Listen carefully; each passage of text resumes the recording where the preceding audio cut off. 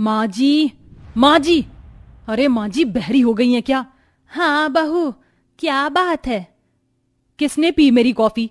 हाँ जेठानी जी, इसमें थोड़ी सी कॉफी थी, वो नरेन जी के सर में दर्द हो रहा था तो मैंने वो उन्हें बना कर दे दी। क्या? तुम्हारी हिम्मत भी कैसे हुई मेरी इतनी महंगी कॉफी को हाथ भी लगाने की? देवरानी जी, आपकी इतनी हैसियत नहीं है कि आप महंगी चीजों की तरफ को आंख उठाकर भी देखो। वो ब्रांडेड कॉफी थी, खास अमेरिका से मंगवाई थी मेरे पापा ने। जानती हो उसका एक ही चम्मच ना 1,000 रुपए का था, और उसे आपने अपने सस्ते से पति को बनाकर दे दिया। बस कीजिए जेठानी जी, आप बात मुझ तक ही रखिए, मेरे पति तक आने की जरूरत नहीं है। और अगर आपको 1,000 रुपए चाहिए तो मैं नरेन जी से आपको दिलवा दूंगी। लेकिन एक बात जान लीजिए, मेरे पति कमा कर खाते हैं, इसीलिए उन्हें सस्ता कहने की जरूरत नहीं है। अच्छा चलो, अब बात खत्म करो। क्या थोड़ी सी कॉफी के ऊपर तुमने बतंगड़ बना दिया है? तुम लोग ऐसे ही हो, जहां कोई अमीर देखा उसके सामान में अड़ना शुरू कर दिया। माया ऐसे बोलती हुई अपने कमरे में चली गई और उसने अंदर से कमरा बंद कर लिया। बहू, इसका गुस्सा तो नाक पर ही बैठा रहता है। एक काम कर, तू इसे इसका मनपसंद नाश्ता बना कर देते, इसका मूड सही हो जाएगा। पूर्णिमा ने अपनी सास की बात मानकर अपनी जेठानी माया के लिए नाश्ता बना दिया। प्रेमवती और पूर्णिमा उस नाश्ते को लेकर माया के कमरे में गईं और कमरे का दरवाजा बजाने लगी। माया, माया बहू, चल अब गुस्सा थूक दे। नरेन भी तो तेरा देवर है ना, और देवर तो भाभीियों की चीजें इस्तेमाल कर ही लेते हैं। बाहर आ देख, मैंने और पूर्णिमा ने तेरे लिए नाश्ता बनवाया है, आकर नाश्ता कर ले। मैं दरवाजा नहीं खोलूंगी, इस 2 कौड़ी के नाश्ते को आप ही खाइए। चलिए माँ जी, कोई फायदा नहीं है यहाँ खड़े रहने से, जब इन्हें आना होगा तो ये आ जाएंगी। पूर्णिमा की बात सुनकर प्रेमवती वहां से हट गई। सारा दिन माया कमरे से बाहर नहीं आई। जिस दिन से वो घर आई थी वो रोजाना ऐसी ही छोटी छोटी बातों पर नाटक किया करती थी। रात को जब उसका पति मयंक घर आ गया तब वो कमरे से बाहर आई। उसकी हालत देखकर सभी चौंक गए। माया के सारे बाल बिखरे हुए थे, उसने अपने कपड़ों को भी फाड़ दिया था और साथ ही उसने अपने हाथों पर छुरी से घाव भी बनाए हुए थे। मुंह पर भी उसकी चोट थी जिसे देखकर सभी की आंखें फट गईं। माया, माया क्या हुआ तुम्हें? मयंक, मयंक मुझे बचा लो, मुझे इन लोगों से बचा लो। ये मुझे मार देंगे मयंक, ये मुझे मार डालेंगे। मैं यही हूं, कोई तुम्हें कुछ नहीं कहेगा, शांत हो जाओ। मयंक ने माया को शांत किया। क्या किया है आपने मेरी पत्नी के साथ? जेठ जी, हमने तो कुछ, मयंक के लोग मुझे कुछ खाने को नहीं देते, हमारी लव मैरिज है ना, इसीलिए माँ जी और पूर्णिमा मुझसे जलती हैं। अगर मैं कुछ बोलती हूँ तो ये मुझे मार मार कर मेरा ये हाल करती है। मयंक, मुझे इनसे बचा लो, मुझे इनसे बचा लो। हाँ, अब मैं यही हूं माया, शांत हो जाओ, शांत हो जाओ। माँ, पूर्णिमा, मुझे आप दोनों से ये उम्मीद नहीं थी। इस तरह तो अगर माया मुझे कुछ न बताती तो आप इसे मार ही डालती। नहीं जेठ जी, बस, मुझे किसी की सफाइयां नहीं चाहिए। अब इस घर का बंटवारा होगा, बस। मैं अपनी पत्नी को आप दोनों के पास मरने को नहीं छोड़ सकता हूं। मैं कल ही वकील साहब को बुलाऊंगा और जो जितना होगा उसका उसे मिल जाना चाहिए। मयंक की बात सुनकर प्रेमवती और पूर्णिमा दोनों हक्का बक्का रह गई। मयंक अपनी पत्नी को कमरे में लेकर चला गया। माया जाते वक्त अपनी देवरानी और सास को हंसकर देख रही थी, क्योंकि वो जो चाहती थी वो उसे अब मिलने वाला था। टेंशन में ही सारी रात बीत गई। मयंक से उसके भाई नरेन ने बंटवारा ना करने के बारे में बात भी की, लेकिन मयंक नहीं माना। अगले ही दिन वकील आया और सारे प्रॉपर्टी के कागज लेकर बैठ गया।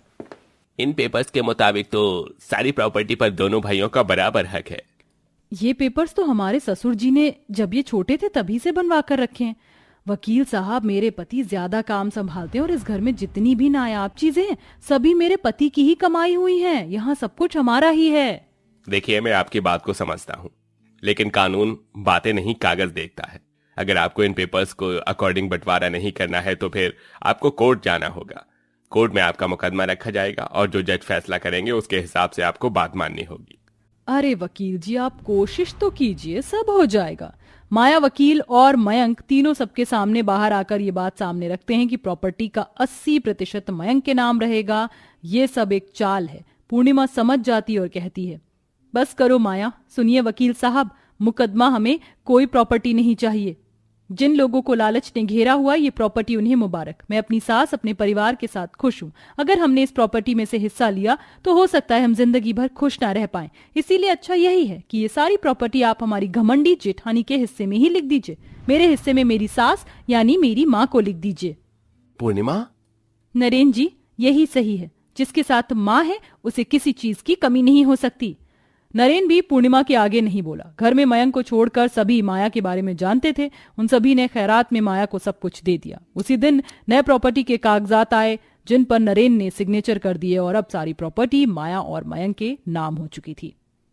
चलो चलो अब जाओ यहां से, अब तुम कचरे के ढेरों का इस घर में कोई काम नहीं, निकलो। माया, तू तो बहुत खराब औरत है। तुझे बस लालच ने घेरा हुआ है और तू इसी के इशारों पर नाचती है। लेकिन एक बात याद रखना, ये लालच किसी भी सूरत में अच्छा नहीं है। एक दिन यही लालच तुझे ले डूबेगा। प्रेमवती ऐसे बोलकर अपनी बहू और बेटे के साथ चली आई। नरेन की जेब में जो थोड़े से पैसे थे उनसे उन्होंने बाहर ही खाना खाया और एक छोटा सा कमरा किराए पर ले लिया। बहू, भले ही ये घर छोटा है लेकिन यहाँ कितना सुकून है ना। परिवार के साथ सुकून ही होता है माँ। सही कहा। अब हम यहाँ कमाएंगे और खाएंगे, कोई यहाँ हमें परेशान नहीं करेगा। पूर्णिमा और प्रेमवती ऐसे ही बातें करते करते सो गईं। ऐसे ही दिन गुजरने लगे। पूर्णिमा और प्रेमवती दिन में खूब मेहनत करती थी। नरेन भी मजदूरी वगैरह करके अपने घर का खर्च चलाता था और सभी खुशी खुशी से रहते थे। वहीं दूसरी तरफ माया इतने बड़े घर में परेशान हो चुकी थी। वहीं मयंक से भी पूरा काम का लोड संभाला नहीं जा रहा था। मयंक जी, मैंने कितनी बार बोला है यहाँ घर में काम करने के लिए, आप कोई काम वाली लगवा दीजिए। तुम्हें हमेशा शिकायत ही रहती है। हाँ, तुम जानती हो कि दिन पे दिन मुझे काम में घाटा होने पर ऐसे में मैं नौकरों को कहां से पैसे दूंगा। हे भगवान, मैं तो चली अपने मायके, मेरे बस की बात नहीं है इस इतने बड़े घर को साफ करना। अगर तुमने कहीं भी जाने के बारे में सोचा ना तो मैं तुम्हें छोड़ दूंगा माया, इसीलिए ऐसी बातें मत करो। बंटवारे का फैसला तुम्हारा था तो अब इस घर को संभालने की जिम्मेदारी भी तुम्हारी है।